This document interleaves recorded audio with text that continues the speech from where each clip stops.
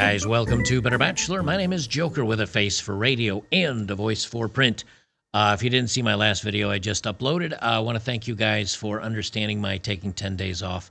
I need a vacation every once and again, or I go crazy and I start not wanting to do videos, and I don't want to put up any videos when I'm in a miserable mood. So I took some 10 days off, visited mom for Thanksgiving. Also, for those of you that say my audio sounds scratchy lately, I think the scratchiness is my throat. I'm doing my best to keep my audio clean. I think it's clean. I think my throat is becoming scratchy after 1,000 videos. Okay, so Rich Cooper, if some of you don't know, has a YouTube channel called Entrepreneurs with Cars. It's a pretty popular YouTube channel. He may even have more subscribers and views than me. I haven't checked in a while. Let me peek for fun's sake. All right, I pulled up his channel here, richcooper.ca, and he's got 695,000 subscribers. So he's got, I don't know, about 200-ish, almost 300,000 more subs, or 250,000 more subs than I do. And he's got his videos still do quite well, as a matter of fact. So I've never had anything negative to say about my other YouTube brethren that put life lessons out there and their information. But I do want to push back a little bit on something Rich said the other day when he was saying that basically, and I'll read it in a second, but basically if a man's got money and a man's got women that want to sleep with him, it's impossible to be unhappy. And I don't agree with this. I'm going to show you what he says. I'm going to show you some examples. And then at the end, I'm going to give you my own life story that I think is very apropos to what we're talking about here. So Rich says, the number one reason men are pissed today is because they're broke and not banging hot women. It's impossible to be unhappy when you are rich and women want you. It's not the fault of toxic feminism, family law, red pill, government, or your parents. It's you. Do the work. I have nothing wrong with motivating men to, I mean, you certainly can't fall in line with the woe is me, everybody is against me, I'm never going to get anywhere, and just give up in life. So I think, I appreciate his message of, guys, you can't change any of this stuff, so you need to get out there and change yourselves if you want something good to happen to you. Now, I don't think it's fair to say it's not the fault of feminism or family law or red pill or government or your parents and all that stuff. I do think it is, because between the internet, between feminism, between family law, and between governments getting involved in relationships and ruining men as they get divorced or leave a relationship where they're cohabitating, there are laws that unfairly push against men where women can walk scot-free. Men are overwhelmingly found guilty more when in court, and they're given harsher sentences. So to say, well, you can't blame it on any of that stuff, I think is incorrect. What you can say is, I can't do anything about those things, and so I'm going to avoid them, and I'm going to do what I can to make myself happy. Really, the part I focused on, though, was to say it's impossible to be unhappy when you're rich and women want you. I can tell you that there's a difference between happiness and pleasure. It is pleasurable to be rich, to have the things you want, to be able to purchase anything at the drop of a hat, to have women that want to sleep with you. But I can tell you that it doesn't necessarily make you happy, and in actuality, it may make you unhappy in the long run. We'll get to that stuff. Here was my reply, and I'm going to read through my reply. I don't think I nailed everything perfectly, but there are some good points here. And then I'll get to my articles and my videos, which is really the meat of this video I'm doing for you. I say, perhaps this shallow life is enough for some, but for most, I believe this is incorrect, Rich. Let's take the 27 Club as an example. Now, for those of you that don't know the 27 Club, it's that a lot of rock and roll people that were very popular, actors and actresses, there's a lot of them that died, that they didn't make it. They ended themselves right around that age. I said there are dozens of rock and roll or movie stars, mostly men, that were desired by women, rich beyond means, and popular around the world. Yet they took themselves out, ironically, all when at their peak of life. Some people that might fall into this: Jimi Hendrix, Kurt Cobain, John, was it John, John Belushi? I almost said Jim Belushi there. John Belushi is another one. The comedian on SNL, the big guy, Chris Farley, right? What happened to all of them? They ate to excess. They slept with women. All of them ended up doing substances that ultimately ended them early. But why did they get into the substances? Why did they look for some escapism? I mean, you'd think these men were desired by women. You hear all the time of these rock and roll bands that go out there, and members of the band, lead singer, drummer, guitarist, and even some of the roadies end up sleeping with tons and tons of women. Yet a lot of times when you go back and reflect, these bands break up. They don't have much money left over. They end up not remembering any of the women's names. They don't seem to be. That doesn't seem to be a lifestyle where they're really happy. I continue on. They got bored. They felt they had nothing to strive for, achieve, and they started using illicit substances for escapism or out of boredom to see beyond the walls of the normal world. Many were deeply sad, and it's unlikely they all had a brain imbalance that made them deeply sad and want to end themselves. They OD'd or end themselves early. I even said Kurt Cobain ate a shotgun, the shells first, but that was likely because of Courtney Love. And it might have been because, other reasons. But the whole point is here's a whole gaggle of men that turned out not very happy. And if you listen to a lot of lead singers and rock band guys, and when they talk about their past, they're like, oh, it was crazy times. And yeah, there were some really fun times in there, but there were some really bad times in there as well. So it's hard to say, was it the money and the women that made them miserable? Was that what made them happy? It's hard to tell, right? But it does show you that there's a lot of guys that were sleeping with very attractive women that were highly desired, and they had tons of money, and they weren't happy. Obviously they had other things going on in their lives that maybe made them not happy. But as Rich said, it's impossible to be unhappy. Well, that's just not true. And then I said, however, there are many great men, from Nikola Tesla to Sir Isaac Newton, who were never overtly rich, nor had women in their lives, but they had a passion in something they wanted to achieve in life, and thus something to stay focused for and to occupy their minds. Now, somebody brought up Nikola Tesla. His best friend was a pigeon, and he ended up dying alone. That's understandable, but again, look at the brunt of their life. Look at a vast majority of their life. It doesn't mean in all cases that is the answer. I guess maybe that's it. You might be happy or unhappy. You might be happy with somebody or unhappy with somebody. It can be many different things. What I said is what keeps a man happy is short, mid, and long-term goals to achieve. Some that are easy to acquire for little boosts of accomplishment, and some that are exceptionally difficult to achieve and might be a lifelong endeavor. Perhaps it's women and cars. Perhaps your endeavor, your lifelong dream is women and cars. But just having them doesn't give happiness. It's the work to get these things that is the real meaning to life behind the achievement. Women and money aren't what make life happy or not, but rather something to accomplish while you're here. And I believe the history of both winners and losers teaches us this fact.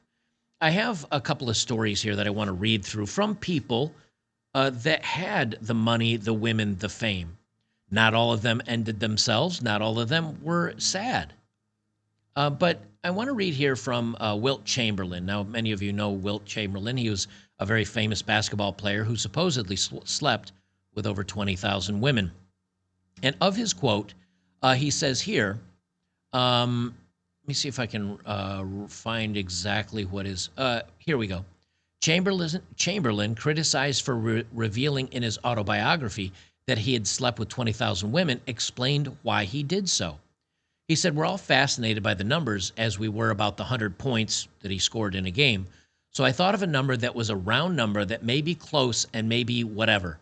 And I used that number. Now, according to the average person, that number is so preposterous that I can understand them not believing it. But the point of using that number was to show that sex was a great part of my life, as basketball was a great part of my life. That's the reason why I was single. Chamberlain said he regretted not explaining the climate at the time of his escapades. He said it was a different situation going on than it is in the 80s and 90s. And I did a very poor job of describing that, meaning that the 60s and 70s, free sex and casual stuff was very much at its height.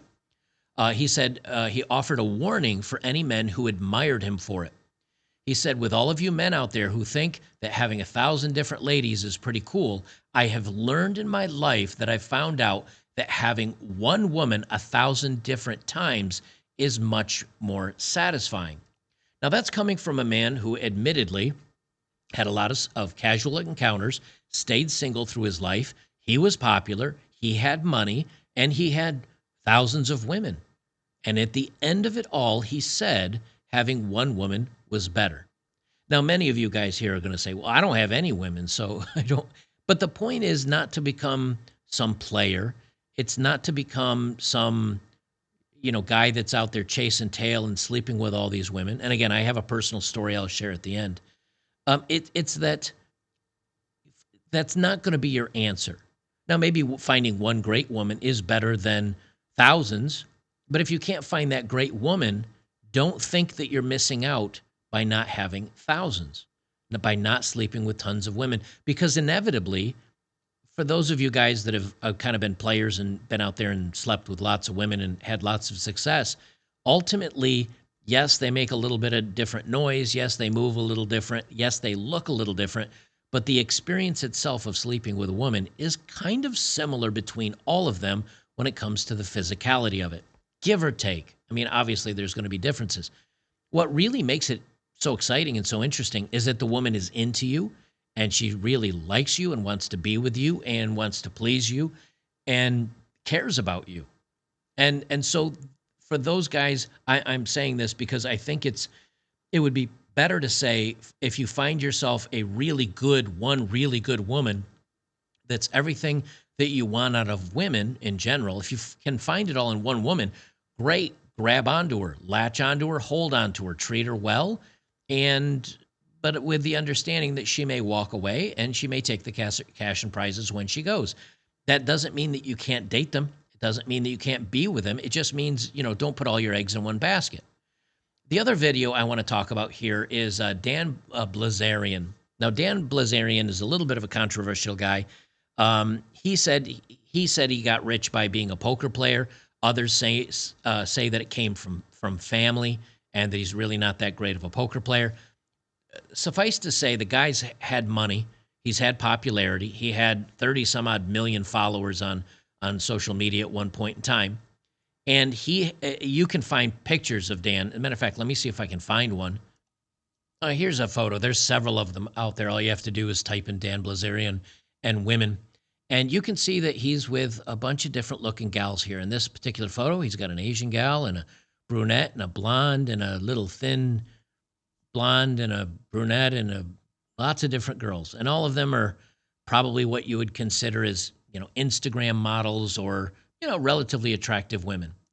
And he's well known for sleeping with all of them. And there was a quote that he once said, which is he said, I've slept with dozens and hundreds and thousands of women, whatever it was, and come to find out that's really not the answer to happiness. So I want to play this because, again, there's a picture of him with 20 or 30 women out on his yacht.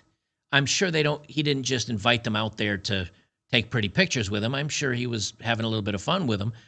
And after going through these series of women, the end answer for him was pleasure isn't the answer. You need something more than to be desired and have the ability to sleep with tons of hot women. I'm going to click on this. It'll start playing right away. I'm going to let it play most of the way through. I may or may not interrupt it. We'll see what he has to say. It helps if I don't. Period. It was like more. Helps if I don't mute it. Let's try that again. I've fucked 9 girls in a day, and for like a period, it was like more was always better. 4 was better, and 5 was better. But when we got to 30, where I'm like, okay, I'm on this fucking 300-foot yacht. I'm with 27 girls, and it's like I'm miserable. What the fuck?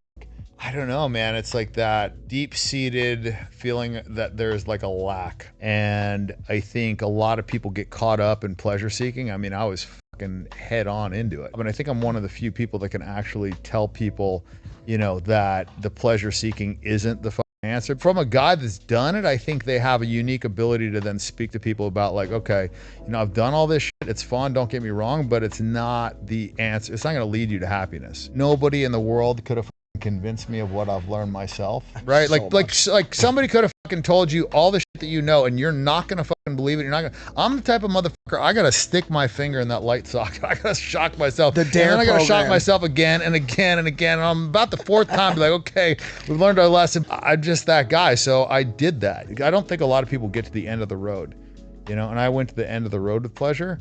And so I think I have a unique ability to understand that that's probably not the fucking answer.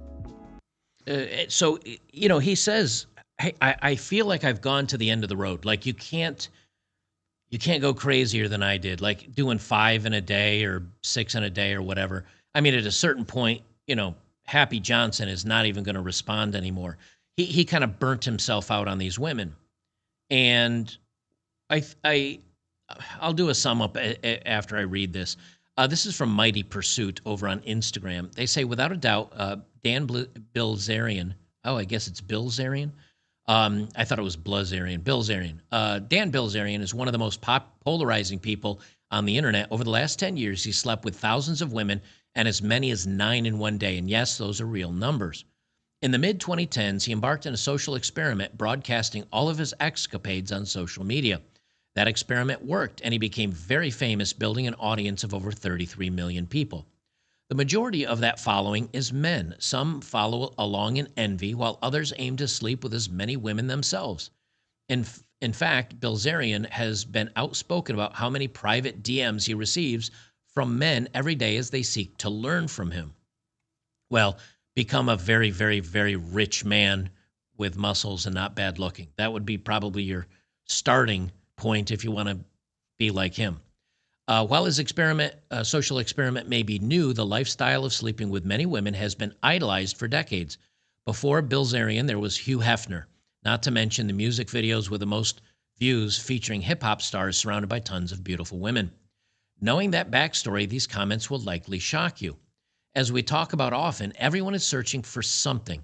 And it's clear that many men think that sleeping with tons of women is the answer. Yet very few men in history have ever reached or will ever reach the pinnacle of that as Dan has.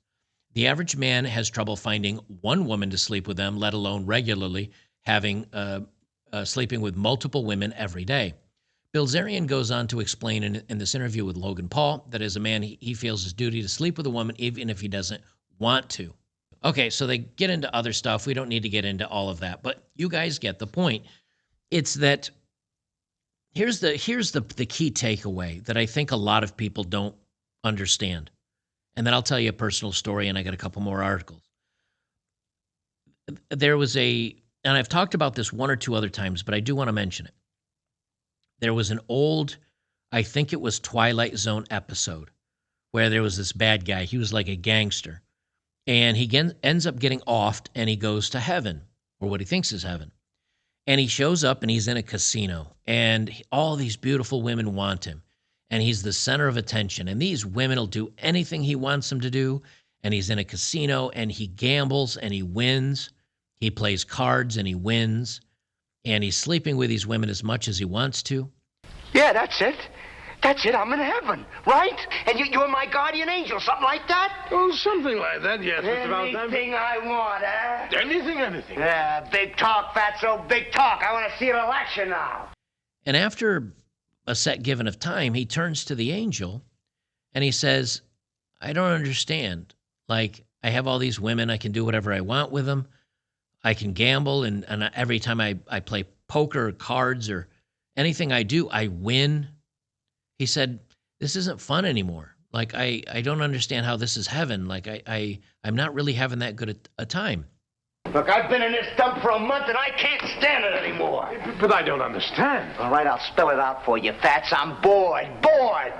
And the dames. I never thought I would get bored with beautiful dames, but... The angel turns to him and said, well, who said this was heaven? Meaning, obviously, he was in hell.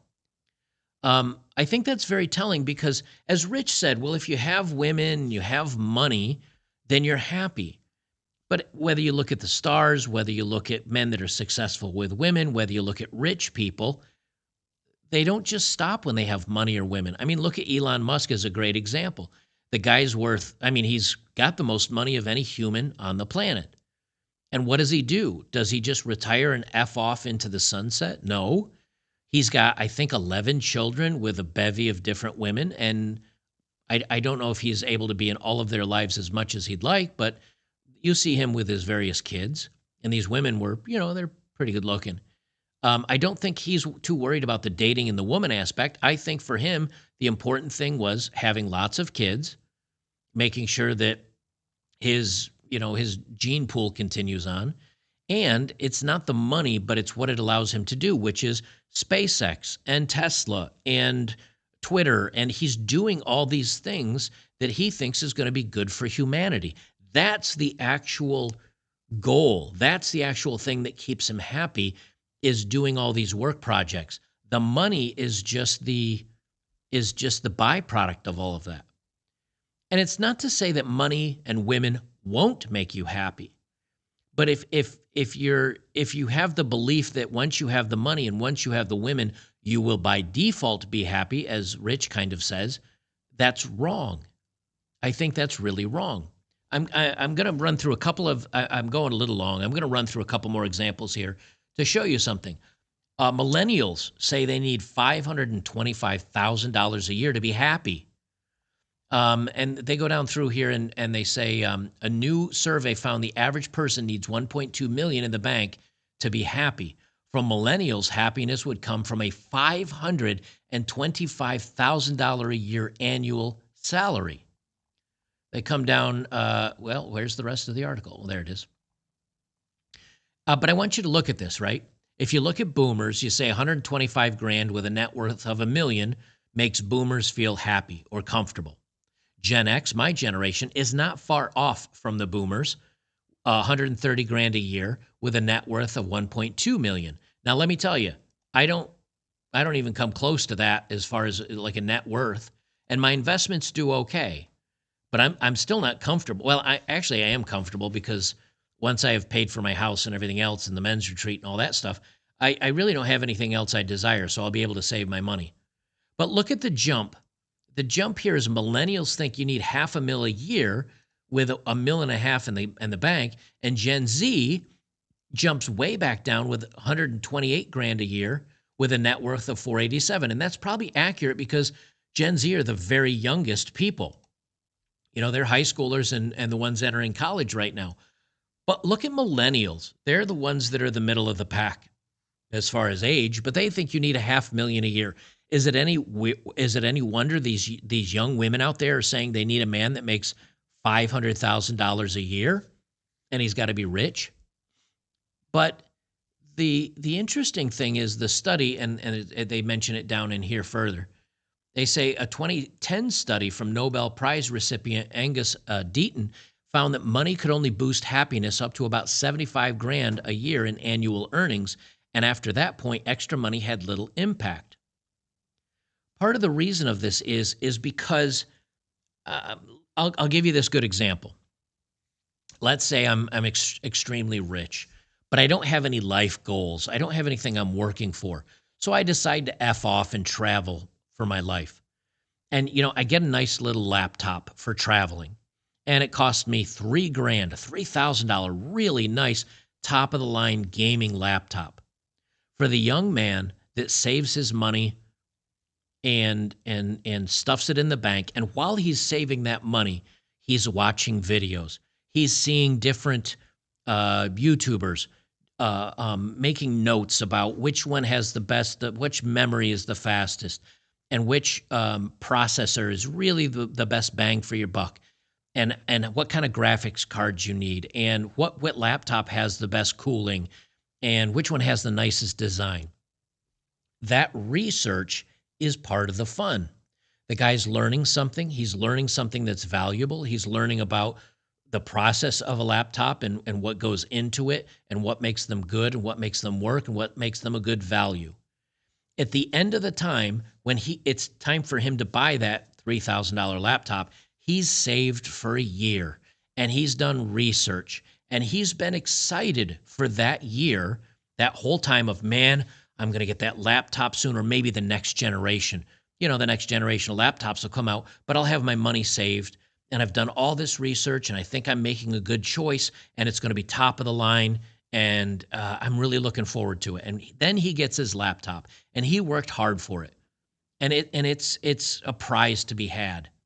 The same thing goes for the, I don't know, 30-year-old guy that saves to buy a Corvette or something, and he saves for 10 years or whatever it is.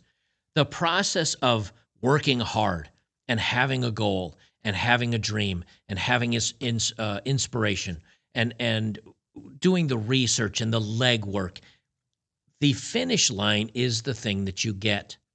The fun to be had, the learning, the thing that occupies your mind and drives you forward is the years that it took you to save and do research and decide on what you wanted.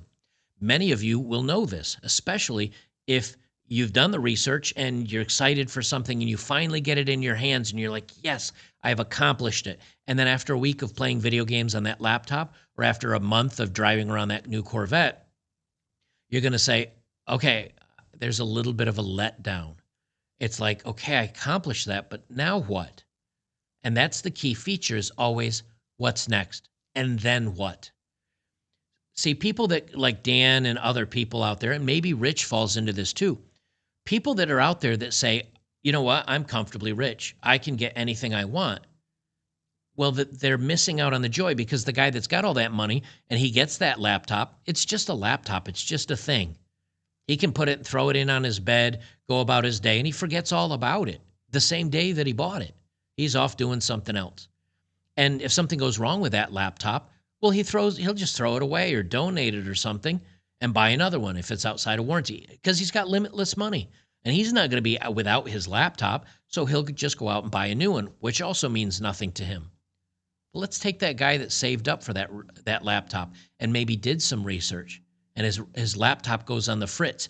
He can't just go out and buy a new laptop. So what's he back doing? Now he's back watching those YouTube videos or reading those how-to on how to open the back of the laptop and check the cooling to make sure that the thermal paste and that the screws are tightened down. Or maybe there's a fan making some noise, and instead of buying a $20 new fan, he goes out and buys a tube of grease for $3, and he learns how to pack some more grease in the fan, whatever it is. It's not the laptop itself that is bringing the joy.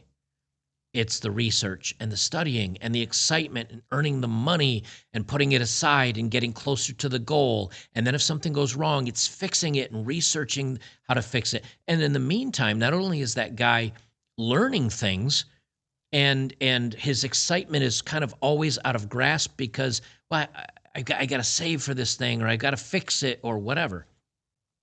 That's what the excitement is. If you're just given what you want, whether it be hot women always wanting to sleep with you or enough money to buy whatever you want, then nothing has value to you anymore. And that, I think, translates to people. You know, if sleeping with countless women, if you have the ability to do that, then women don't have value to you anymore. Now, maybe it doesn't as it is now, but beautiful women don't have a value to you because you can get nothing from them. Like, you don't even get pleasure from them anymore. If you have so much money that you can buy any sports car or anything you desire, pretty soon you've got a garage of 20 cars and none of them really excite you. But you take, that friend of mine that had a father give him his sports car when he got to be in college. And I think to this day, he's still got that sports car because his father worked really hard and earned it. And then he made his son do something to earn it. And it's a valued possession, even though it's a $25,000, 30-year-old sports car, whatever it is. The value is in the obtaining and getting and working towards and having those goals. And then once you get it, you move on to the next one. Money doesn't get you there. That's why these billionaires just don't evaporate. It's why they continue to push for something. Now, for some billionaires, maybe they're chasing after to become the richest man in the world. Maybe they're starting a bunch of foundations. Maybe they want to change the course of human history. And that's why they do some of the things they do. But you notice it's not just taking the money and running. They have to find something that is continually more meaningful. It's also why, in many of these times you hear, I thought maybe lottery winners end up offing themselves more often than not. So I looked this up and it says most lottery winners don't actually end up going broke. And they have some stories of bad things that happen to lottery winners. So these are people that all of a sudden came into money, and you say, well, they must be happy. A lot of them invest it well, but also the ones that invest it well, they may work a little less, but the ones that are happy, they still stay married to the same family. They invest it well. They may buy a couple of things they like, and they prepare for their future, but most of them still work. Most of them maintain the same friendships. Most of them maintain the same hobbies. The ones that end up going broke, they have bad families that try to take a bunch of their money. They may get ended. They may have people that are in their circles demanding money from them. They get crazy and they spend it on women and fast cars and illicit substances. And in the end, they go broke. Why? Because it's not the money that makes you happy. That's just a tool to get somewhere. So yes, if you're poor or you're not able to afford good dental health care and you have a tooth that's rotting out of your head and you can't even afford to go to a dentist, yeah, you're going to be miserable. But at a certain point when you can kind of say, I'm comfortable enough, I'm investing in my future, I can kind of purchase the things I want with with minimal worry. If I get a flat tire on my car, I got enough money to repair it. The worry portion, the money takes care of the worry portion. But what it doesn't do is make you happier. It just makes life easier so you're not losing sleep over every little bill and every little stress. So how do you get from there to being really happy? Now, maybe you say, I want to be a millionaire. So the goal becomes learning about investing, learning how to make your money make money for you. And it's about working extra hard and scrimping and saving in certain areas. It's not the money that's making you happy. You don't have the money yet. What's making you happy? Scrimping and saving and working extra hard and learning about the investing and the financial portion of it. That's because you're growing as a person. You're becoming smarter and stronger and more controlling of your impulses. That's what makes you a man. That's what makes you happy. That's what makes you going somewhere in life. Because if you just walk up to a homeless man and let him start sleeping with every woman he wants to, and you give him all the money he wants forever, well, he's going to burn through that money. He's going to have everything he wants, and he came from nothing. He'll have all these fancy cars in this big house and all this, and then he'll be sleeping with all these women. And what'll happen? That man at the end of the day will probably get hooked on, substances or something, and he'll end up ending himself. Because there's a point where you have to say there's never enough. If you could literally sleep with every woman you want to, you would get bored. You just would. If you have money to get everything you ever want, you're going to get bored. I maintain and I believe that the ultimate goal is the striving for something and the desiring something and the working for something and the learning how to get somewhere in life and to be better. That's where the real sense of happiness and accomplishment comes from. Yes, the other things may be pleasurable, but they're not long-term investments. And here's I'm going to tell you a real life story about myself. Before that, though, I can tell you now, it's been very pleasurable for me for the last year to not watch what I eat. I've been eating like a pig. If I decide pizza sounds good today, I go get a pizza. I go eat ice cream those things are pleasurable. But what's not making me happy is those things. When I was at my happiest, I was running ultra marathons. I was working out every day. I was calorie counting. I was making sure to get all my macro and micronutrients because it was something I had to work on. And so that's when I was happiest. Now my life is filled with pleasure by eating like a pig and working on various projects around the house. But I'm gaining weight. I'm heavy. I find that I'm sore and muscles hurt that shouldn't be hurting. Am I happier now than when I was in shape? No. Is life more pleasurable now with little instant gratifications? Yes. But at a certain point, you have to say, you know what? I was going to start a diet several months ago, and then I kind of got put off because of the house. And then I'm going to go eat Thanksgiving dinner at my mom's, and she cooks amazing food and desserts and everything. I said, well, I'm not dieting during that. So I set my cutoff day as the day I got back from visiting my mom from Thanksgiving. That day was last night. And so now it's back to protein shakes and working out and starting to go for jogs and starting to put in the work, do the work. Now, Rich even says that on his post. You have to do the work. But the problem is he's assuming doing the work gets you to where you're happy. I say doing the work is what makes you happy. So now I'm doing the work. And as I see results, as my fat melts, as my muscles come back, as I start feeling better, as I have less inflammation, as I sleep better at night, that's what's actually making me happy, not when I stand in front of the mirror and go, wow, six-pack and I look great and women will want to sleep with me. No. That's not where the happiness lies. The happiness lies in getting there and doing the work. It's the work that makes you happy. And here's my own personal life experience where I believe that I am correct and Rich isn't because I have lived it firsthand. There was a point in time, I don't remember my exact age. I want to say I was 28. 27, 29, somewhere in there. Long time ago, I don't remember. I was a young guy and I got hired to be a DJ at a club. That club had women that undressed and danced on poles. I think we all know the Gentleman's Club. We all know what kind of club that was. As a guy that had, worked various jobs that made 30 grand, 40 grand a year, as a DJ, I got $100 a shift for working from, I think it was about 6 p.m. at night until 2 a.m. So an 8-hour shift, I got $100 an hour. Now this is again going back 20 years ago or whatever it is. $100 an hour is nothing to shake a stick at for 6 hours or 8 hours, whatever it was of work. But not only that, I got 10% of the tips that the girls received. So if a girl made, $300, $400 while she was up on stage, I got 10% of that, or $30 or $40. Well, most shifts, there were 15 entertainers. So you take that, that's another $400, $500 a shift I was making.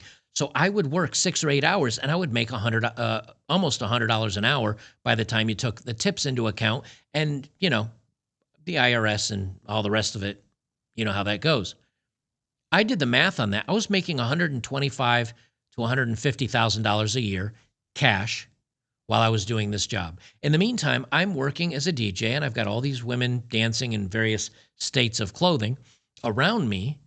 And I dated and was friendly in multiple ways with many of them, more than I would have been if I was just some guy out and ran. They got to know me a little bit. They found I had a decent personality. I was in really good shape at the time. So I had my share of college girls and other girls around that age that were pretty good looking. It got to the point where I was miserable. Now, no, I couldn't have my choice of women, but I certainly had a plethora of women to choose from that I could just say at the end of the shift, hey, you want to hook up tonight? And a couple of them might say, no, I got a thing or I'm busy. There was almost always one that was like, yeah, I got nothing going on. And we'd go hook up. That means that I pretty much had access to bedroom fun with a plethora of different girls whenever I wanted to. I was also making $400 or $500 cash for just standing behind a microphone and announcing girls and like being awake. I was miserable. I truly was miserable. I dreaded going in there. Why? I was bored of the women. As a matter of fact, I got tired of hearing them complain about cheap customers or how their family said something or how college wasn't working out well for them. I got tired of hearing them complain. I got tired of seeing them without their clothes on. I got tired of sleeping with them. The money was great, but in the meantime, I had everything I wanted. I had purchased everything I wanted, and I was slowly trying to make deposits into a bank because you can't deposit too much at once or, again, the government starts sniffing around. So I'm in the meantime, I have a floor safe that's got all this money, cash in it, and I'm trying to run to the bank and disperse it into the bank somehow because you can't just go around paying cash for everything. If you want to buy a house, you need savings. If you want to buy a car, you need saving. You got to get it into the bank in some ways. I found all of this to be a hassle. And I was well beyond needing X amount of money for happiness. I was well into the comfortable range. And I found I I had all the attention that I could want. I had the money that I could want, and I was miserable. And why was I miserable? Because the shift I was working was when my friends were going out. They were going out to pubs, and they had a life, and they had friends, and they were doing something in their lives. I was missing out on the camaraderie amongst men. I was missing out on all their escapades, I guess. I just realized my overlay is not. Let me move that back up. There we go. Now I'm behind. That's how I like it. I was missing out on all the escapades and the interesting stuff. And then I started thinking, when was I really happy? When was I super happy? And I think back to when I had like 3 or 4 roommates. There was a bunch of us that rented out a house. And if you've been up north in like New York and places like that, they have these older homes, and they were called duplexes, where they would take a big old house and they would kind of split it in two, and they'd make 2 apartments on either side. Each one would get half the house. And it was, like 3 bedrooms on this half with a bathroom or 2, and 3 bedrooms on this one with a bathroom or 2, and each one had a living room. It used to be a palatial, huge house, but they just split it into 2 apartments. Some friends of mine got one half, me and some other friends got the other half, and there were like 6 or 8 guys that we had graduated high school together. We were all friends. We were going to go to college a little bit. This is before I entered in the military. And so we were going to college, and we all had jobs, but we'd come back to this duplex. We would have house parties. We would have, at the time, I think the video game system was like Super Nintendo, maybe. Yeah, I think Super Nintendo, maybe the first PlayStation. Like, this is kind of the time frame we're looking at for video.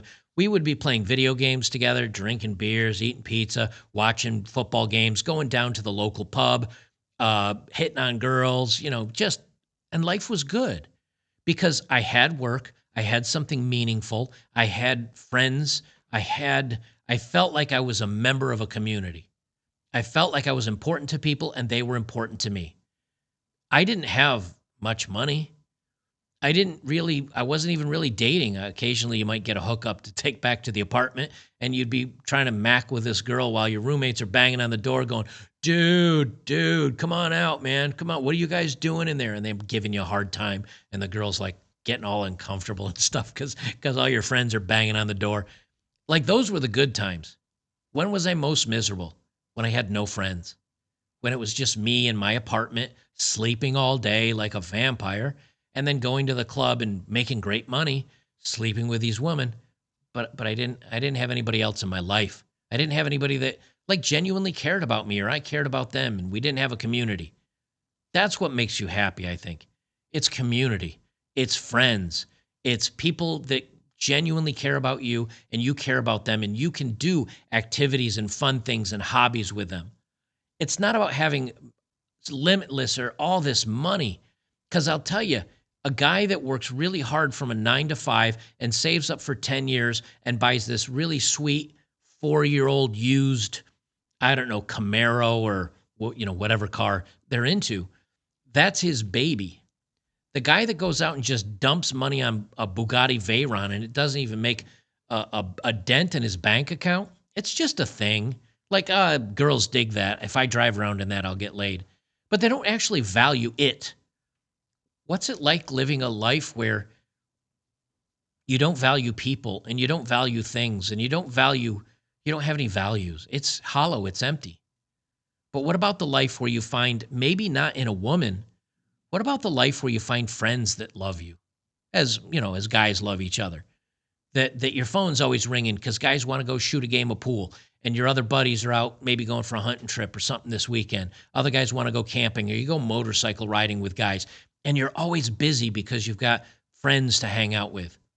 What if you can barely scrape by and you pay your bills and you got enough to be comfortable so that if the weird, crazy thing happens, you can afford to take care of it, and you got a little extra scratch that, if you save for a little while and you do your research, maybe you find the next computer you want to buy, or the next tractor part, or, the next whatever it is that floats your boat.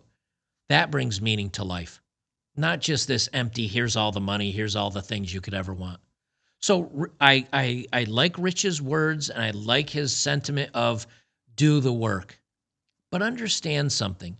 If you do the work well, you will reach your goal. But when you reach that goal, and even if it is money and women, if you reach that goal, you're not going to be happy. You're going to have the women, you're going to have the money, but you're going to have to look for the next goal. You're going to have to look for the next project that you need to do the work for. Because doing the work, not reaching the finish line, that's what's going to make you happy, not all the other noise. For those of you on YouTube, I'm going to jump over and do a little bit more over on Locals for Locals only. So please become a supporter or join us over on betterbachelor.locals.com today. I would appreciate it if you did. And for the rest of us, we'll head over to Locals and continue on.